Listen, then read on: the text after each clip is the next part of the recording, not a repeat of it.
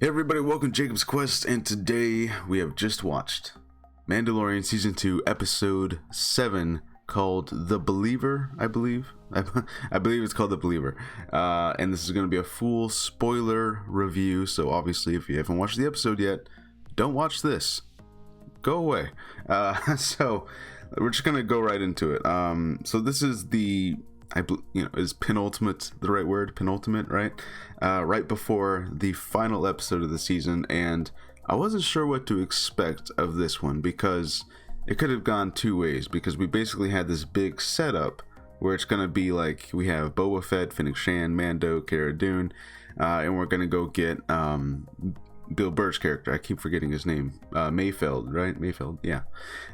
Anyways, so we seem to have like this sort of like Suicide Squad-esque like team up thing, and I couldn't tell if this episode was going to be all about getting Mayfeld out of prison, or if this was going to just immediately kind of start the big like final showdown. Turns out it was kind of neither. We went on a, some might consider it a little bit of a side mission. We kind of had to get the coordinates of Moff Gideon, so they didn't actually know where Moff Gideon was, which that makes logical sense, although I think a lot of us kind of wished that, like, I kind of just want to like get to like the juicy stuff of Mando and Moff Gideon showing down and trying to get Baby Yoda back. I kind of want to get to that final battle, but it makes sense that they have to find out where he is and all that stuff. So that's basically what this episode was. And surprisingly, this episode actually humanized the Mayfeld character a lot. And I did not expect that to happen, because at first, he's just being Bill Burr. He's just, they're kind of making jokes, and they're like forcing him to come along on this mission, and they have to, they do a lot of interesting stuff with Mayfeld, but also with Mando's character, because he kind of has like this, I didn't remember the whole thing, but he kind of has like this really, I don't want to say philosophical, but he kind of goes on like this tangent of like, what are the rules? It's all about people's perspective on where you're born, where you're from, and it's kind of how you see the world, because basically they have to get on this Imperial transport, and they have to put on stormtrooper costumes, not just stormtrooper, but like tank trooper costumes. I think they're tank troopers, and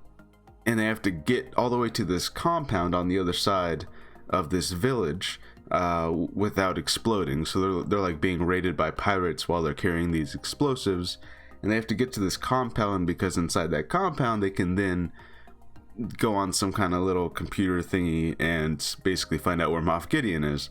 So there's a lot of cool action scenes here with the pirates, which, by the way, I don't know what those pirates were trying to do, because are they pirates if they're just destroying? Like, if they were stealing the explosive material, that would kind of make sense, but they seemed more like people just trying to kill the Imperials. So I don't know if they were pirates so much as rebels, really. Kind of seemed like more they were like rebels. I don't know. In any case, Mayfeld kind of goes on this whole tangent of like, what are the rules? Because like, he talks to Mando. He's like, look, one day it's like, oh, you can't take off your Mandalorian helmet, and yet now you're wearing a stormtrooper helmet. So what is the rule? Is it that you can't take off your Mandalorian helmet, or is it that you can't show your face? Because those are two different things. And like, man, he really made me question things. I was like, oh, he's got a point. And what we're really seeing here, and what we've kind of been seeing the whole season in a I think a pretty subtle way, without like without Mando like directly addressing it, is we're seeing him sort of question his own beliefs, because all of season 1, and especially when he like met Bo-Katan this season, he's like, there's only one way. This is the way, right? He was taught these are the rules, and yet every single person in Mandalorian armor that he's come across, he's basically being taught like, no, this person over here, Bo-Katan believes this. Boba Fett isn't even a Mandalorian, but he kind of deserves the Mandalorian armor. His dad was a Mando foundling, is, you know, and you can tell that Din Djarin's starting to question things. You know, he's like, do I need to keep this helmet on all the time? Is this really how this works? Like, you know, so it's pretty interesting. And especially later on, they eventually do get to the place, what would you call it, the installation, I guess, and they get to the monitor, and it has to scan your face in order to like access it, right? And I thought that it was gonna like have to scan you, like, oh, it needs to recognize your face, but no, it just needs to scan a face, I guess. Which, okay, but basically Mando has to take his helmet off in front of people, and Mayfeld directly sees his face, and they have to like pretend to still be undercover stormtroopers while his helmet is off. And so it's like, you know, the whole thing, because this whole thing was like, oh, if you take it off in front of people, you can't ever put it back on. But sure enough, by the end of the episode, he puts the helmet back on. So he's definitely learning. He's definitely like, you can see something's changing inside of him, you know. Maybe the whole Mandalorian creed, this very strict, dogmatic, like, this is the way, this is what we have to do, we have to stand our ground, we have to do this and that. Maybe that doesn't matter so much to him anymore. You know, maybe he's realizing, like, you can be a Mandalorian without having to be like this sort of Mandalorian, you know, like this really old belief system, you know. And it's really interesting stuff to think about, because especially I think after he met like Bo-Katan, he's like, okay, these people are Mandalorian, and they're just taking their helmets off, you know, and they're calling me a cult person, you know. So it's gotta, you know, that's gotta like mess with your head a little bit if someone else who's part of your people and they're looking at you all weird, like you're a cult member, you know. So it's very interesting, and it's pretty cool, I think. You know, because we're getting like this, it's like a really subtle character development that's just been happening, and now it's like he can't take the helmet off in front of people, and he's okay with putting it back on. So he's kind of breaking a lot of his own rules, and Mayfeld makes that point too, you know. He's like, he said something like, you know, it's amazing how many rules people will bend and break when they get desperate, you know. Which is very true, because you can tell that Din Djarin's desperate to get the kid back, so he's, you know, if he's got to take the helmet off, that's what he's gonna do, you know. And man, it's very, very interesting stuff. But yeah, also when they get to this compound, they get seen by this Imperial officer, and you know, he kind of congratulates them on fighting off the pirates and being able to get the explosive material back to the base. And they have this very, like, it reminded me a lot of Inglourious Bastards, if you've ever seen, if you remember those scenes where they're just like the opening scene when they're getting the milk, or any of the later scenes when they're kind of sitting down for dinner and they're talking about having the premiere of the movie at the ladies movie theater. Just these very tense conversations where they're bringing stuff up, and you're just on the edge of your seat the whole time, because you don't know what's about to happen, and you know that at any minute this could go horribly wrong. They have this conversation about Operation Cinder, which, you know, I'm sure there's going to be a lot of YouTube videos about what Operation Cinder was, if you've played the Battlefront 2 campaign, or if you've read the Aftermath books. You know that Operation Cinder was basically Palpatine's final order to the Empire, saying like, hey, you know, I died, so the plan is to, you know, essentially purge a whole bunch of worlds, even Imperial held worlds, and we're basically gonna clean house of anyone that we consider weak, and we're only gonna leave like the best of the best of the best Imperials alive. And that was basically like, hey, the Empire can go on, but it's gonna be made out of like only the toughest of people left, you know. Or I think that was generally the basic idea. But what that ended up doing was causing a lot of Imperials to kind of leave, because they're like, you know, basically when a bunch of Imperials are with the Empire, their belief is that they're bringing order and peace, you know, like that was why a lot of people stayed with the Empire. but with Operation Cinder, it's just senseless killing of your fellow troopers, you know. And Mayfeld kind of goes into that, how like, you know, like I lost like 5,000, 10,000 fellow troopers, you know, they all had families, and and you could, you know, just Bill Burr did a lot of great acting in that scene.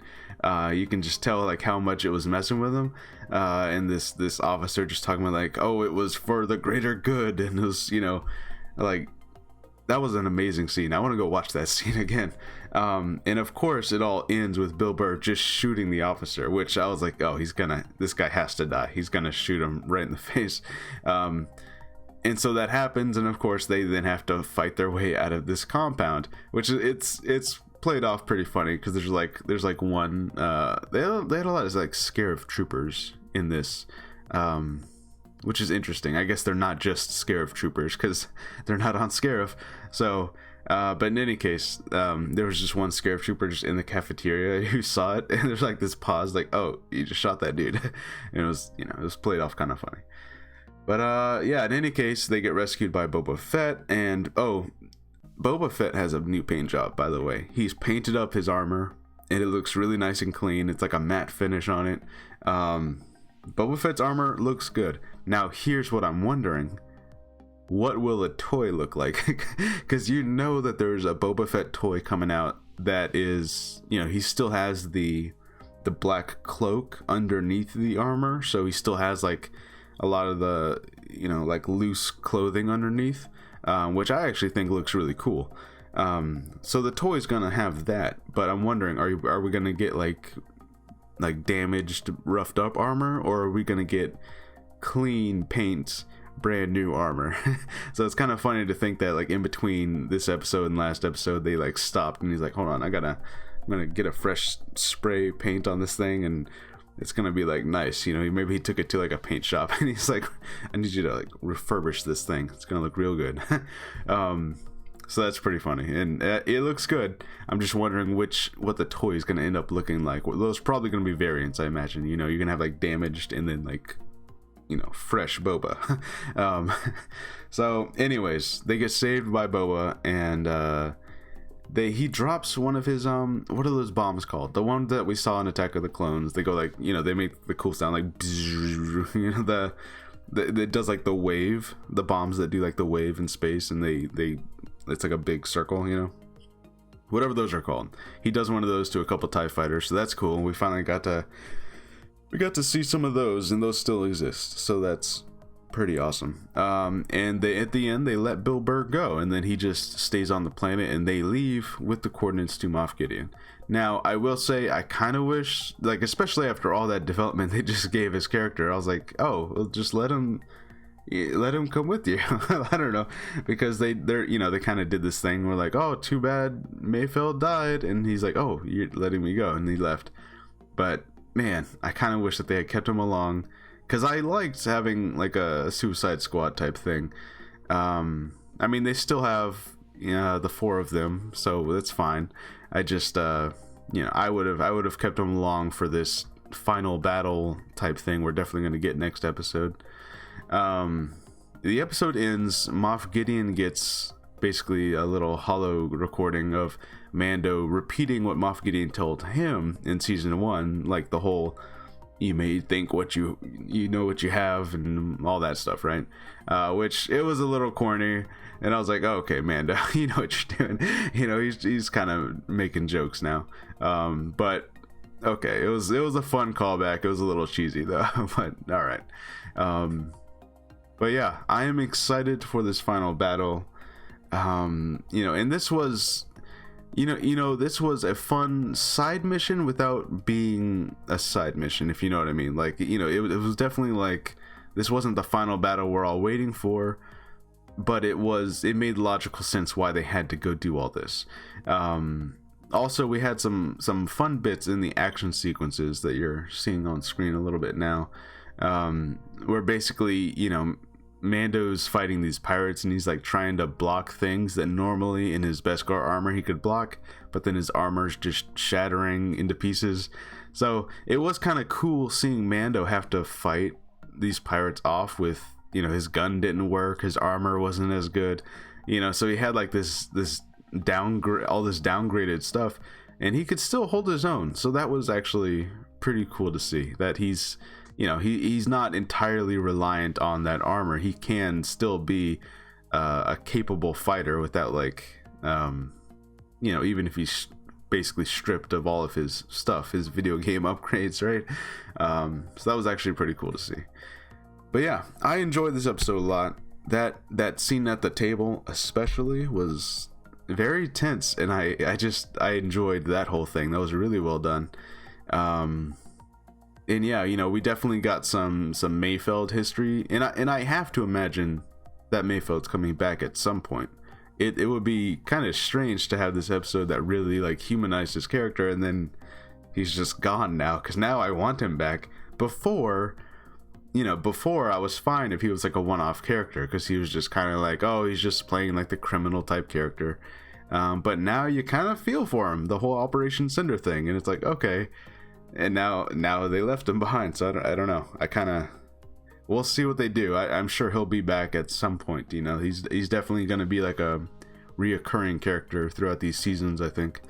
And yeah, very, very interesting stuff. Very cool. I liked this episode a lot, actually. It's not, I don't think it doesn't have like the epicness of Boba Fett showing up and in his armor and having this, this whole thing. But it was a cool episode, and it talked a lot about interesting stuff, especially, what's going on in Din Djarin's head. Is he going to end up, I feel like by the end of the season, if he gets Baby Yoda back, he's going to end up taking his helmet off in front of him, and he's going to like just show Baby Yoda his face, just to show him, right?